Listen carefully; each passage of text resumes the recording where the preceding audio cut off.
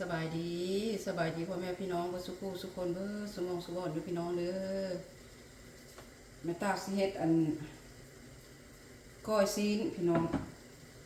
แม่ตาสิเฮ็ดก้อยซีนใส่บักนาวพี่น้องคือยากเนาะแม่ตาก็สิเฮ็ดเครื่องปรุงแม่ตาปรุงแม่ตาจะใส่ผักหอมก่อนพี่น้องซีนแม่ตากระดาษเอาเฮ็ดซุปดิบนะพี่น้องใส่ผักบัวหอมลงไปก่อน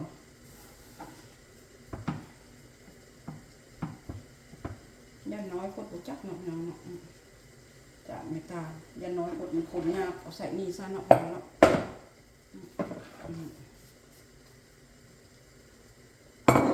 ้วนี่มันคนสบายเลยนะพี่น้องตาก็ใส่บักนาวลงไปพี่น้องเลยใส่บักนาว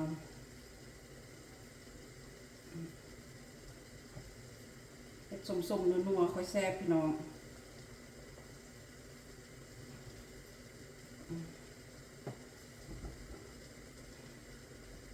คักแท้ก็อยากกินขมผู้แล้วเนาะพี่น้องเนาะไม่ตาก็กำลังนึ่งเข้าได้พี่น้องเลยบ่มีหวดนึ่งใส่นั่นเอาใส่กระตะเล็กขนาดพี่น้องน้ำลายแตกบีบบักนาวพี่น้องเอ้ยเล็กส้มๆไม่ตามักส้มๆพี่น้องเติมผงไม่ตาใส่หลายหน่อยนึงกินคนเดียว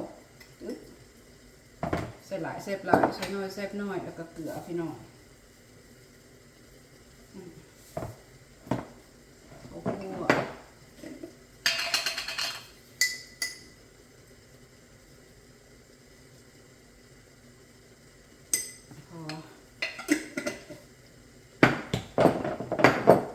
พริกผงก็สีเบิดละก็สีได้คั่วแล้วนี่ยังน้อยเดียวคันพวกกินเผ็ดทันเบิดแล้วพี่น้องเอ้ยแต่ไม่ตาใส่น้อยนึง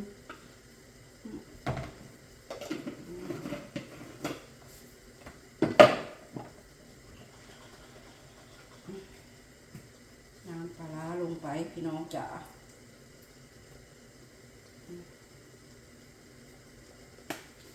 วันนี้เครื่องปรุงไม่ตาพี่น้องนึ่งข้าวเหนียวกินกับฮ้อนพี่น้องเอ้ยขนาดฝนตกอยู่เลยนี่แห้งเอ้าพี่น้องเอ้ยอากาศร้อน41-42องศาวันนี้ว่าฝนตกแดดแห้งเอ้าตึมพี่น้องเอ้ยว่ามันสิเย็น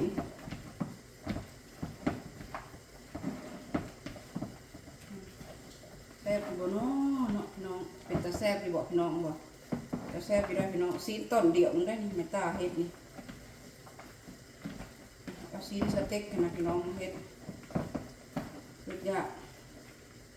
อยู่บ้านคนเดียวยากเนี่ยก็เฮ็ดกินรสเลยเนาะพี่น้อง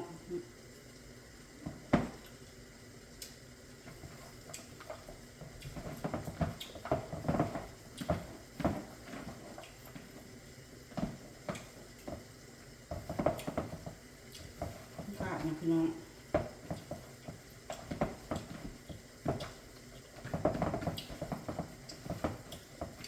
ขาดอย่างว่า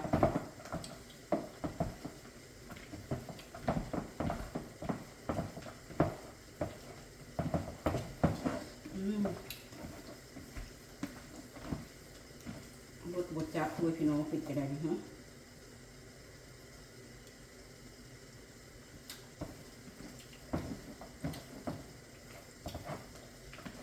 ตรงหน้าไม่ตาก็ว่าส้มฟอเลยพี่น้อง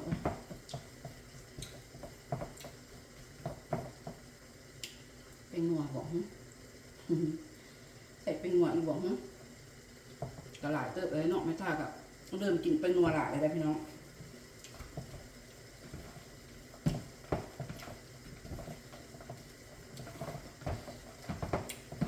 ได้หนังตาแบบน้องเอ้ยแซ่บละอยากกินป่นป่าบ่ได้เอาป่าออกพี่น้องกินกระส้มพักไม่ตานะแซ่บส้มพักกระไดไว้โดนได้ที่แซ่บพี่น้องเอ้ยแซ่บเลยพี่น้องจ๋าซีมอีกซีมแล้วก็ซีมแซ่บละพี่น้องได้ละบุกเพชรไม่ตาปะ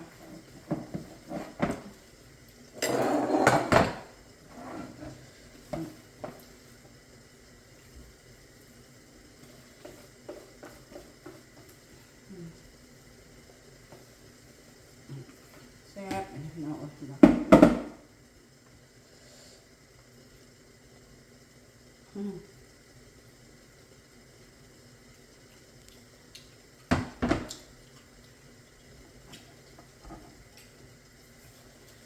ย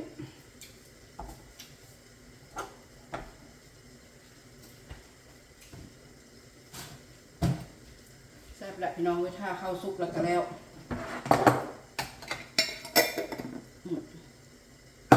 กินคนเดียวเนาะพี่น้องเฮ็ดจังไดก็กิน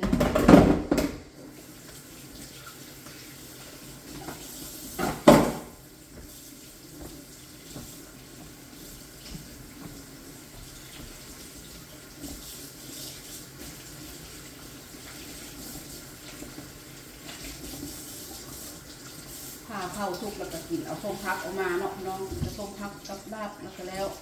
พักกับเมตากับมักอันเนี้ยมักไส้มักมะฮะในกงเซ่พี่น้องกินขมหน่อยนึงยา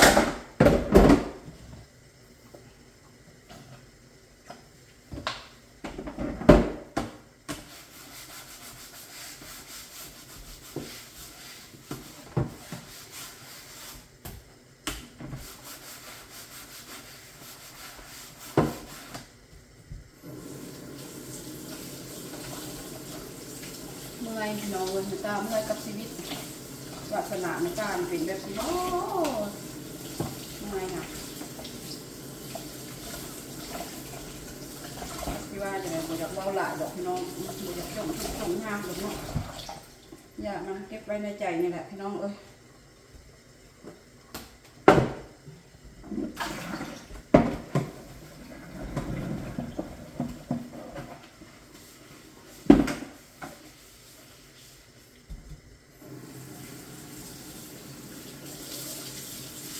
ก็คือคู่ไปฮอดมือดับไม่กล้ากระไรพี่น้องเอ้ยยังไงล่ะเฮ็ดคลิปกับเฮ็ดเสื้อความเพลินความม่วนความมันใหญ่มากแต่ยังกระดุกอยู่ตลอดเลยพี่น้องเอ้ย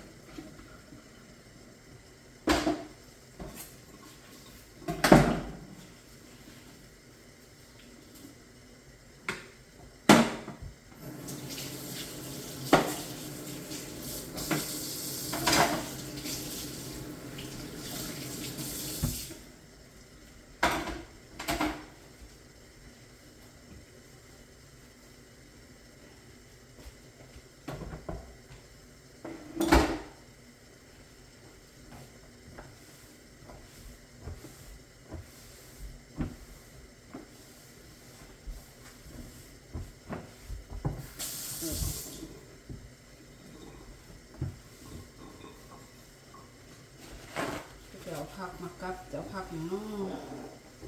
ผักอยู่ในสวนก็มันผักสลัดมันก็แก่เลยพี่น้องเก็บเอามาแตกมาตาก็มีในตู้เย็นกินกับหมักแตกส้มผักนี่แหละพี่น้อง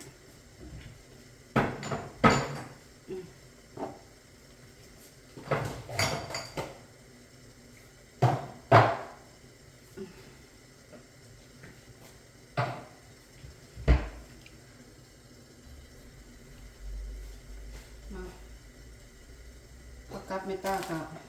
ของหวานก็มีมักโมคือเก้าพี่น้องของหวานกันนะส้มพักเมตากับออกใส่ถ้วยไปเมตาคันเอาไว้ดดอะไรให้แซ่บพี่น้องส้มพักไหนบอกแซ่บกินกับข้าวเหนียวจำน้ำนะโอ้พักปัญญังพี่น้องแซ่บหลายมันจะได้บ้านอยู่สิก้นอีกอันสิคนดิบแล้วก็สิไปบ้านแล้วคันส้มอีกพี่น้องพักเมตาผักกาดเก็บไว้แล้วก็ล้างเหลืองบดอะไรพี่น้องเหลืองก็กินเหลืองเนาะเหลืองก็กินเหลืองพี่น้องตอนนี้แหละกินกระโบเบิดต่อพี่น้องผักกาดก็มีซ้ำนี้แหละหมักมาหะมาตาว่าหมักใส่นะพี่น้องนี่ไหนอันแช่แข็งไว้ไม่ตายากเอามากินพี่น้องเลยไว้แกงจะหั่นใส่นี่ก็แซ่บเลยโอเคไม่ตากับสิปอกเตะโอ้ยของหวานไม่ตากับมี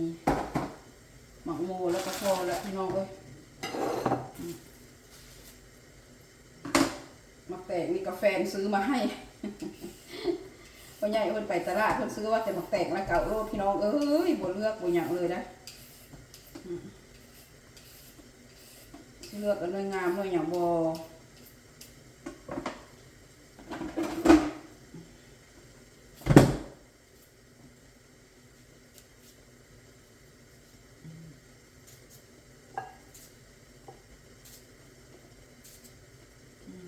คนเดียวเฮ็ดจังไดก็แล้วเนาะพี่น้องเนาะกินแบบใดก็แซ่บคือเก่าหั่นแหละพี่น้อง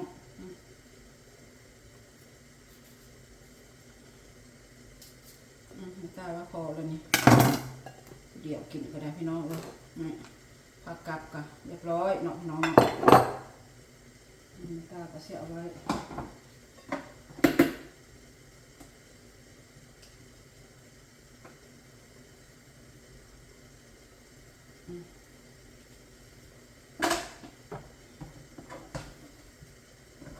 หาข้าวซุกแล้วก็กินพี่น้องบ้าน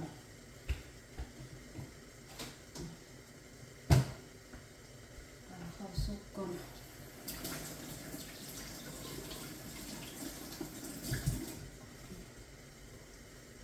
นี่แหละพี่น้องเลยของกินไม่ตาก็ได้ที่กินอยากกินส้มพักกับป่นป่าก็ยังบ่ได้เฮ็ดอยู่นี่ส้มพักผักกัดกับซ้ำนี้นี่ของกินไม่ตาลาบก้อยของหวานกับหมักโมพี่น้องถ้าข้าวซุกแล้วก็กินพี่น้องแบบนี้เนาะพี่น้องเมตตาให้เบิ่งหัวนึ่งเข้าเมตตาเห็นบอกพี่น้องนึ่งใส่อันกระตาเล็กนี่นะก็ได้เสยอันนี้ก็เป็นหม้อเฮ็ดกินเมตตาแหละพี่น้องนี่เห็นบอกพี่น้องแต่ว่ามันก็ใช้เวลาน้อยนึงนะมันค่อยนะซุกเนาะพี่น้องเนาะก็ได้พี่น้องเขาบ่จำเป็นมีหัวก็ได้เมตตานึ่งใส่นี่แหละคันจะกินข้าวเหนียวก็ได้พี่น้องเนี่ยกับหม้อกับหม้อต้มไข่หม้อเฮ็ดกินเมตตาแหละต้มไข่ต้มมีเนาะพี่น้องเนาะนี่แหละพี่น้องเลยมันก็คือก้อยเนาะของกินเฮ็ดแล้วเรียบร้อยแล้วถ้าเข้าซุกแล้วก็กินพี่น้องจ๋านี่มักโมก็แซ่บเลยพี่น้องหวานผักกับส้มผักนี่แซ่บแห้งพี่น้องแซ่บแห้งอีหลีได้ส้มผักนี่กินกับป่นป่ากับอันปิ้งป่าเนาะพี่น้องเนาะคักแซ่บพี่น้องสำนี้แหละพี่น้องสำหรับคลิปนี้แม่ตากะสิขอจบภาพจบบรรยากาศไว้เพียงสำนี้เด้อพี่น้องเด้อเนาะพอกันใหม่คลิปหน้าพี่น้องสำหรับท้ายคลิปนี้แม่ตาก็ขอกล่าวคำว่าสบายดีพี่น้องไปละบายบายผิดพลาดประการใดก็ขอโทษขออภัยเด้อพี่น้องเด้อไปบ่สร้างยากบ่งามก็ขอโทษขออภัยหลายๆเนาะไปละพี่น้องบายบาย